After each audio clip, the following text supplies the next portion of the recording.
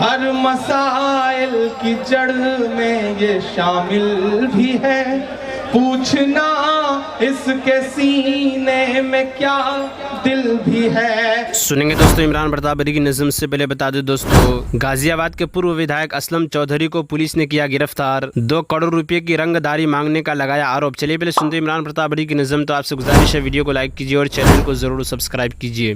کہ ہر مسائل کی جڑ میں یہ شامل بھی ہے، کیا کہنے، ہر مسائل کی جڑ میں یہ شامل بھی ہے، پوچھنا اس کے سینے میں کیا دل بھی ہے۔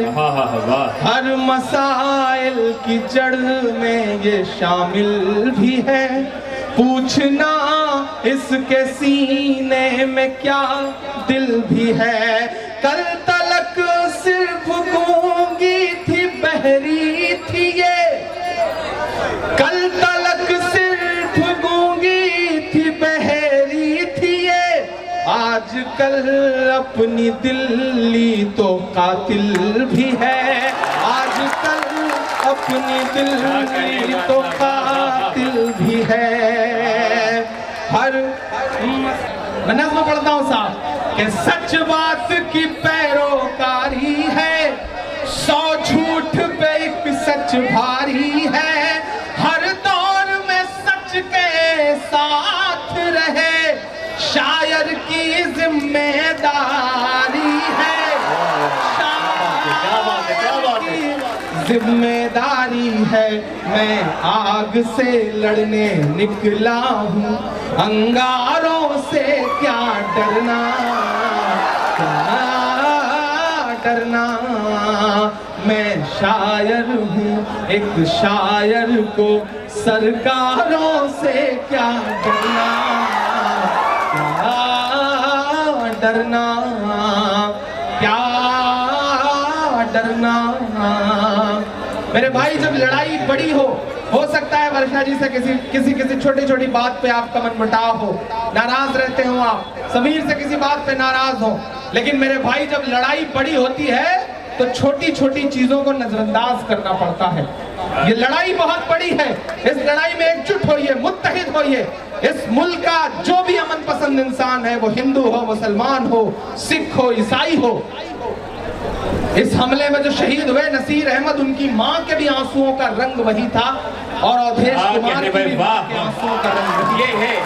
یہ ہے خانقاہ کی نظر۔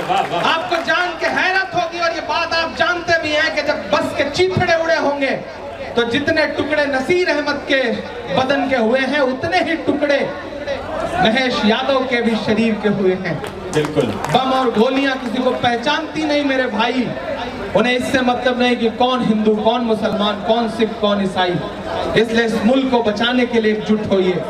ان گولیوں کا جواب آپ کی ایک جٹتا ہے، آپ کی طاقت جو سب متحد ہونے کی ہے، وہی سب سے بڑی طاقت ہے۔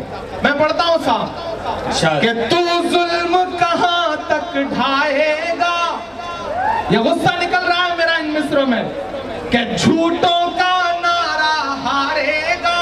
تیار رہیے گا، یہ ماؤں کی ہائے کہاں جائے گی۔ کل نجیب کی امی نے فون کیا مجھے، بولی بیٹا میں تمہاری نظم سن رہی تھی اور بے ساختہ تم یاد آ گئے، ہمت رکھنا، ڈرنا مت، ہم ماؤں کی ہائے، ہم ماؤں کی آہیں کام آئیں گی۔ یہ جو مظلوم مارے جا رہے ہیں یہ کام آئیں گے، کہ جھوٹوں کا نعرہ ہارے گا، اللہ کا مارا ہارے گا، آمین کہو، آمین کہو، نمرود دوبارہ ہارے گا،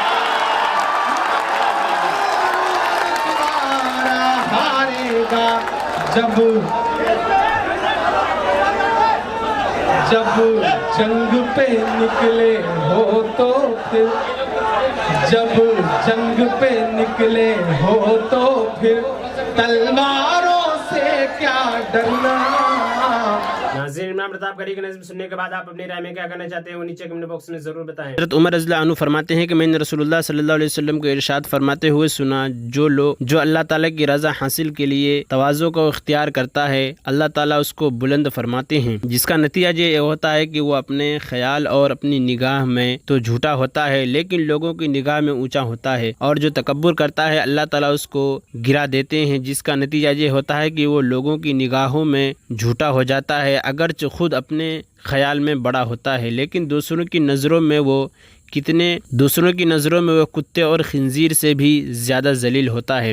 حضرت عبداللہ رضی اللہ عنہ روایت کرتے ہیں کہ نبی کریم صلی اللہ علیہ وسلم نے ارشاد فرمایا، جو شخص جنت میں نہیں جائے گا جس کے دل میں ذرہ برابر بھی تکبر ہو۔ حضرت معاویہ رضی اللہ عنہ فرماتے ہیں کہ میں نے رسول اللہ صلی اللہ علیہ وسلم کو ارشاد فرماتے ہوئے سنا، جو شخص اس بات کو پسند کرتا ہو کہ لوگ اس کی تعظیم کے لیے کھڑے رہے وہ اپنا ٹھکانہ جہنم میں بنا لے۔ اس وعید کا تعلق اس صورت سے ہے کہ جب کوئی آدمی خود یا چاہے کہ لوگ اس کی تعظیم کے لیے کھڑے ہوں، لیکن اگر کوئی خود بالکل نہ چاہے مگر دوسرے لوگ اکرام اور محبت کے جذبہ میں اس لیے کھڑے ہو جائیں تو یہ بات ہے۔ حضرت انس رضی اللہ عنہ روایت کرتے ہیں کہ صحابہ کے نزدیک کوئی شخص بھی رسول اللہ صلی اللہ علیہ وسلم سے زیادہ محبوب نہیں تھا، اس کے باوجود وہ رسول اللہ صلی اللہ علیہ وسلم کو دیکھ کر کھڑے نہیں ہوتے تھے کیونکہ وہ جانتے تھے کہ آپ صلی اللہ علیہ وسلم اس کو ناپسند فرماتے ہیں۔ حضرت ابو درداء روایت کرتے ہیں کہ میں نے رسول اللہ صلی اللہ علیہ وسلم کو ارشاد فرماتے ہوئے سنا،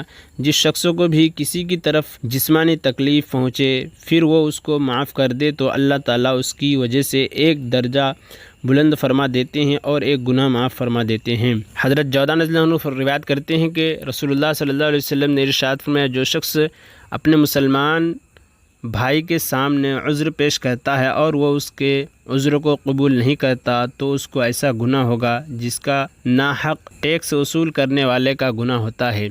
حضرت ابو ہریرہ روایت کرتے ہیں کہ رسول اللہ صلی اللہ علیہ وسلم نے ارشاد فرمایا، حضرت موسیٰ بن عمران علیہ السلام نے اللہ تعالیٰ کی بارگاہ میں عرض کیا، اے میرے رب، آپ کے بندے میں آپ کے نزدیک زیادہ عزت والا کون ہے؟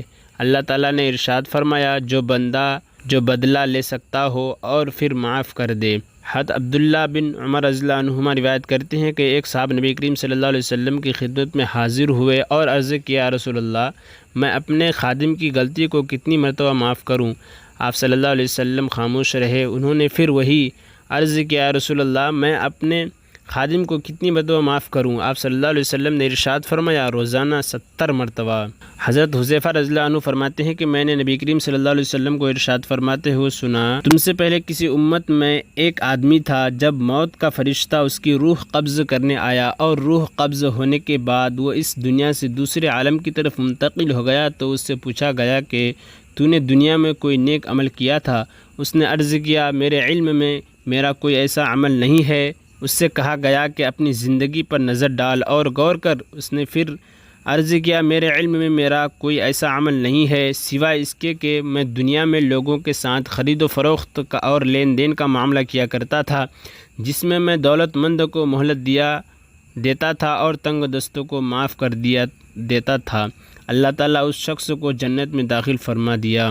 حضرت ابو قتادہ رضی اللہ عنہ فرماتے ہیں کہ میں نے رسول اللہ صلی اللہ علیہ وسلم کو ارشاد فرماتے ہوئے سنا، جو شخص یہ چاہتا ہے کہ اللہ تعالیٰ اس کو قیامت کے دن تکلیفوں سے بچا لے تو اس کو چاہیے کہ تنگ دستوں کو جس پر اس کا قرض وغیرہ ہو مہلت دے دے یا اپنا پورا معاملہ یا اس کا کچھ حصہ معاف کر دے۔ اور عمران پرتاپ گڑھی سے جڑی خبروں اور نظموں کے لیے ہمارے اس چینل کو ضرور سبسکرائب کریں۔ ملتے ہیں کسی اور ویڈیو میں ایسے ہی نئی نظم اور نئی خبروں کے ساتھ، تو جب تک کے لیے دیجیے مجھے اجازت اور رکھیے اپنا خیال۔ آپ دیکھ رہے تھے IR مشاعرہ میڈیا اور میں آپ کے ساتھ محمد ثاقب۔ السلام علیکم۔